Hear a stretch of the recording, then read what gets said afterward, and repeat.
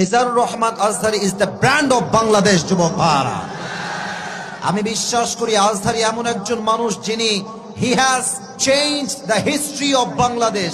উনি ইতিহাসের চিত্রটাই পরিবর্তন করে দিয়েছে, ঠিক কিনা বলে? আমরা আগে মনে করতাম যে খেলোয়াড় হলেই শুধু সেলিব্রিটি হওয়া যায়, আমরা ভাবতাম নায়ক হলেই সেলিব্রিটি হওয়া যায়, আমরা ভাবতাম গায়ক হলেই সেলিব্রিটি হওয়া যায়। বাট আজহারী সাহেব প্রমাণ করেছেন নায়ক হয়ে শুধু নয়, গায়ক হয়ে নয়, খেলোয়াড় হয়ে নয়, একজন ইসলামিক লেকচারার হয়েও পুরো বিশ্বে সেলিব্রিটি হওয়া যায়। যুবক ভাইরা, ঠিক কিনা বলে?